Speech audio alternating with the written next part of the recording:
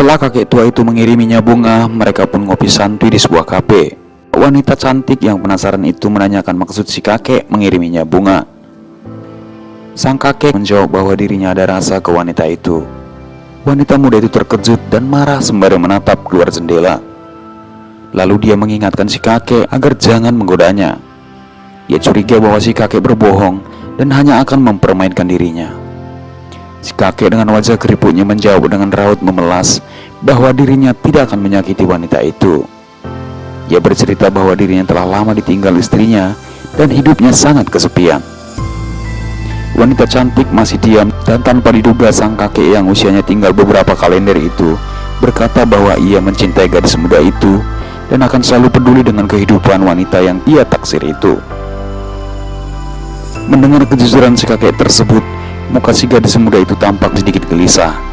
Dan lagi-lagi di luar dugaannya, si kakek mengeluarkan sepasang cincin dari sakunya dan melamar wanita yang lebih cocok jadi cucunya itu. Namun bukannya tersanjung, wanita itu sontak berdiri dan marah kepada si kakek karena menurutnya sang kakek terlalu memburu dan memaksanya secara sepihak. Wanita itu lalu pergi meninggalkan si kakek yang hatinya tampak hancur.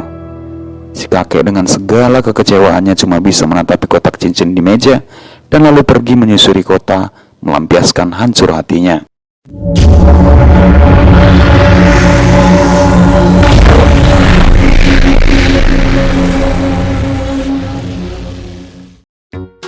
Hai semua, balik lagi di kanal Becek Becek. Kali ini Becek Becek bakal mengulas alur cerita film Korea yang berjudul.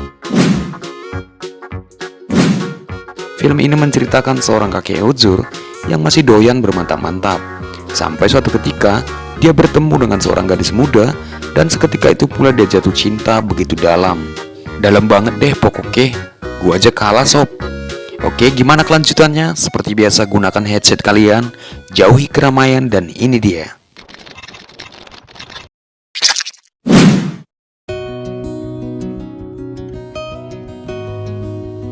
Sore itu ketika kakek Huang yang baru saja kembali dari tokonya tiba-tiba langkahnya terhenti saat melintasi sebuah toko roti. Setelah memandangi toko itu beberapa detik, dia pun memutuskan masuk dan membeli kue tart tepatnya.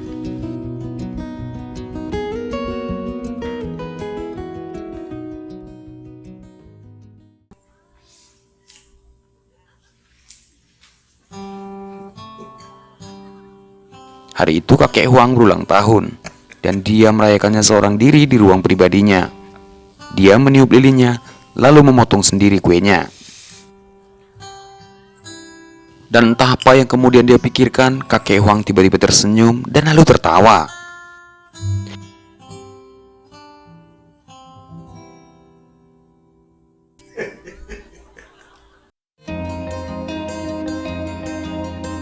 Keesokan harinya saat kakek Huang berjalan menuju tokonya, dia ditubruk seorang pria yang berlari karena terburu-buru. Kakek Huang terhempas ke jalan dan di saat yang bersamaan, seorang gadis muda bernama Xiaohi menolongnya berdiri.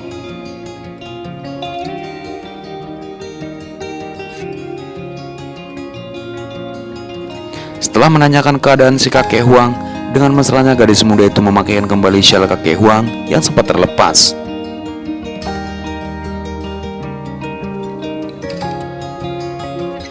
Kakek Huang terpesona karena diperlakukan begitu hangat dan seketika hatinya tersentuh. Matanya tak lepas menetapi wajah gadis muda itu. Ia sangat terharu dan sepertinya ia menyukai Xiaohui.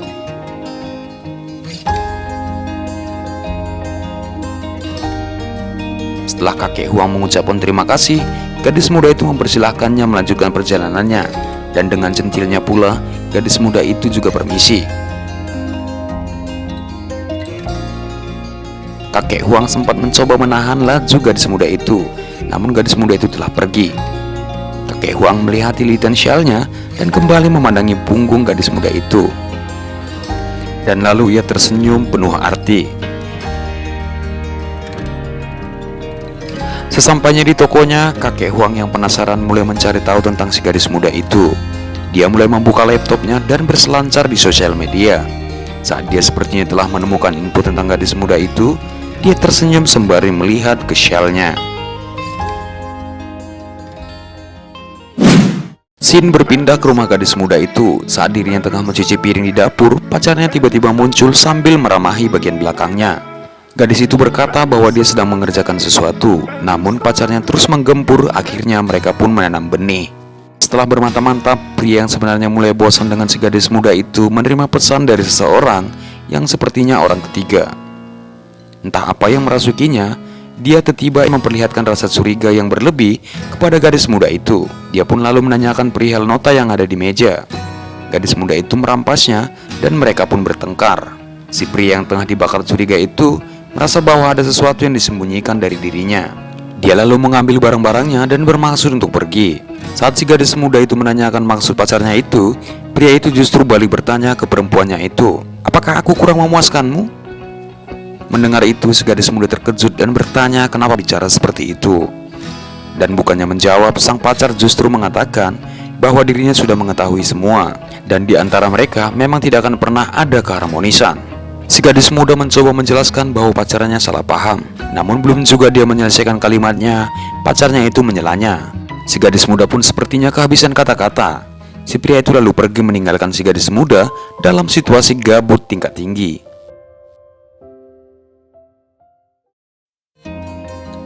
Keesokan harinya, gadis muda itu terlambat datang ke tempatnya bekerja. Apesnya, bosnya sedang ada di sana, dan dia pun menunduk-nunduk meminta maaf. Sang bos pun mengomel dan segera menyuruhnya mengenakan kostum beruangnya.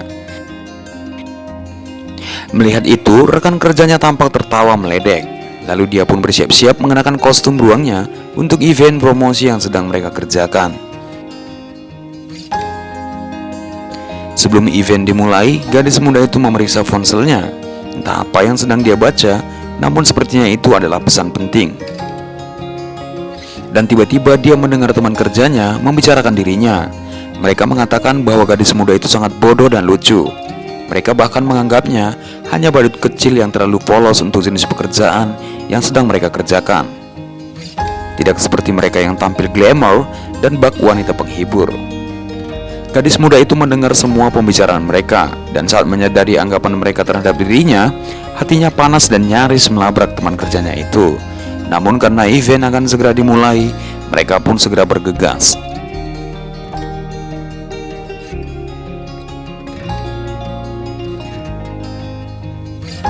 Gadis muda yang mengenakan kostum beruang dengan ukuran kepala besar itu sempat terjatuh di ruang ganti karena pintu mengganjal kepala beruangnya.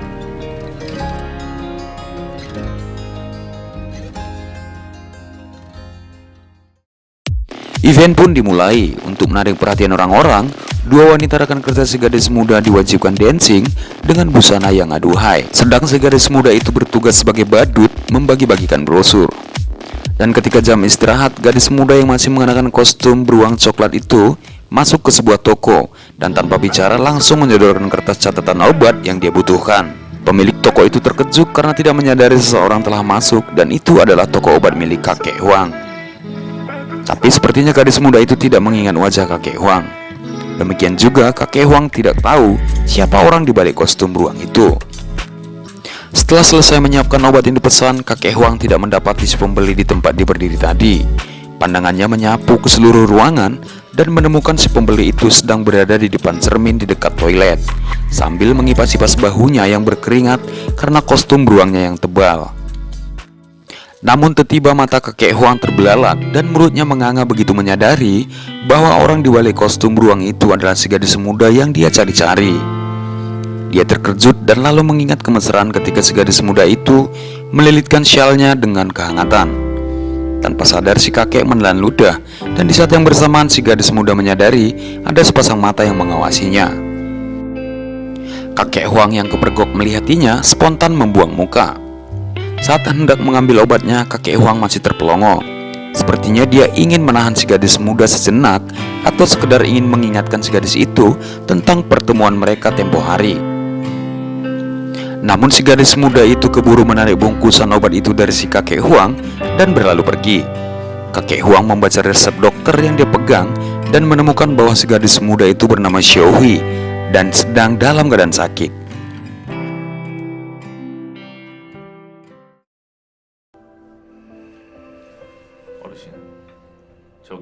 Keesokan harinya, kakek Huang pergi memeriksakan kesehatannya kepada dokter langganannya. Kepada dokter itu, dia menyampaikan bahwa dirinya berniat untuk menikah lagi. Namun si dokter yang menangani kesehatan kakek Huang memberinya jawaban yang terlalu jujur, bahwa kondisi kakek Huang tidak memungkinkan untuk menikah lagi.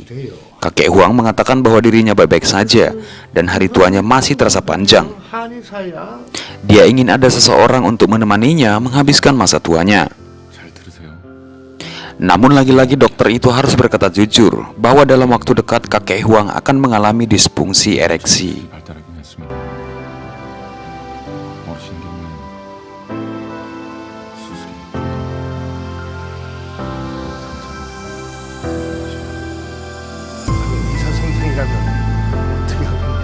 Di tengah kegalauannya tentang kejujuran sang dokter di saat dirinya jatuh cinta kepada si gadis muda, teman lamanya yang juga sudah ujur datang buru-buru ke tokonya bersama seorang wanita.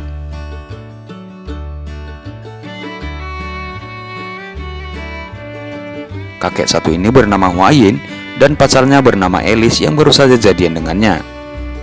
Teman lamanya itu memesan 2 botol sirup lalu membukanya dan memberikannya ke pacarnya Alice. Kemudian kakek Huayin memperkenalkan pacarnya.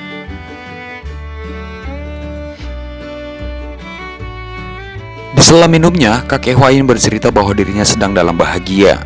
Dirinya bersama Alice melakukan banyak hal yang bermanfaat. Namun karena terburu-buru, pacarnya menariknya untuk bergegas pergi.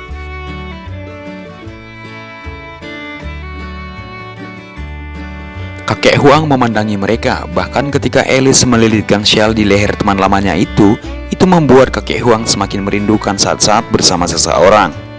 Namun ketika lagi-lagi perkataan dokter tentang masalah alat cocok tanamnya yang sudah lemah itu, dia merasa begitu terpukul.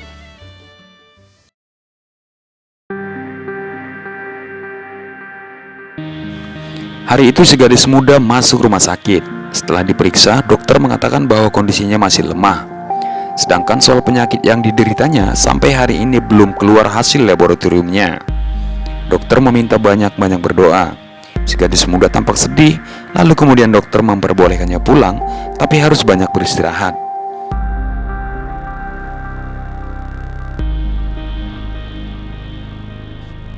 Gadis muda itu lalu menyelesaikan biaya administrasinya.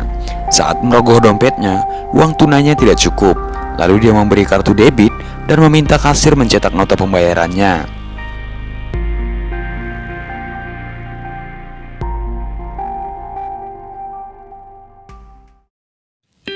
Scene berpindah ke toko kakek Huang. Di sana kakek Huang sedang melukis di selembar kertas.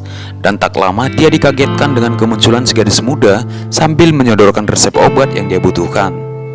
Dan saat mata mereka beradu pandang, dia lalu tersadar dan mengambil resep obat tersebut. Kakek Huang masih mencoba mencuri-curi pandang ketika gadis itu beranjak untuk melihat-lihat artikel di tokonya. Saat obat yang dipesan sudah selesai, kakek Huang sepertinya mencoba mengulur waktu. Pikirannya campur aduk, ingin sekali dia berbincang, tapi tidak tahu harus memulai dari mana.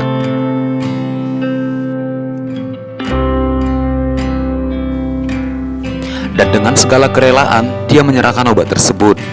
Si gadis terlihat memeriksa obat pesanannya dan si kakek mencoba membuka pembicaraan. Si gadis muda itu meskipun sakit, dia tetap saja bersikap anggun dan sangat lucu. Kakek Huang yang sepertinya sudah menyiapkan sesuatu untuk dia berikan ke gadis muda itu, urung meraih kantung plastik tersebut. Entah apa yang dia pikirkan, tiba-tiba dia malah memberi yang lain, yaitu sebotol sirup. Saking pikirannya tidak karuan, dia bahkan terkejut ketika gadis muda itu mengambil minuman tersebut. Gadis muda itu tampaknya senang menerimanya, dan mereka tersenyum berdua. Setelah mengucapkan terima kasih, gadis muda itu lalu pergi, dan sekali lagi mereka saling menatap. Kakek Huang kembali memandangi kantung plastik yang urung dia berikan itu. Namun sesaat menemukan ide, dia lalu tersenyum. Scene berpindah ke tempat gadis muda itu bekerja. Dengan kostum beruangnya, si gadis muda itu menari-nari sambil membagi-bagikan brosur kepada orang-orang yang lalu lalang. Dan tanpa dia duga, kakek Huang muncul di hadapannya. Gadis itu terperangah dan berhenti menari. Seketika itu, kakek Huang memberikan bungkusan yang tadi urung dia berikan. Si gadis muda itu masih terdiam ketika kakek Huang mengingatkannya agar menjaga kesehatannya. Kakek Huang lalu pergi, namun sekali lagi dia menyempatkan untuk memandang ke arah gadis muda itu. Si gadis muda itu masih saja terperangah ketika kakek Huang sudah hilang dari pandangannya. Setiba di rumah, si gadis muda yang tampak kelelahan itu menghempaskan tubuhnya di sofa. Entah apa yang dia pikirkan, sepertinya dia cukup gelisah. Lalu tiba-tiba dia teringat bungkusan yang diberikan oleh kakek Huang. Dia meraih dan membukanya, dan ternyata isinya adalah makanan mentah dan selembar lukisan kakek Huang yang tadi ia lihat ketika membeli obat ke tokonya. Lewat lukisan itu, kakek Huang menyelipkan pesan bahwa gadis muda itu harus banyak makan buah. Mendapat perhatian sampai sedetail itu, gadis muda itu lalu tersenyum. Setelah memasak daging itu, si gadis muda sempat ragu untuk memakannya. Barangkali ia takut gemuk. Namun setelah meyakinkan diri, akhirnya dimakan juga, dan ternyata rasanya begitu lezat dan dia suka hingga menyantapnya sampai habis tak bersisa.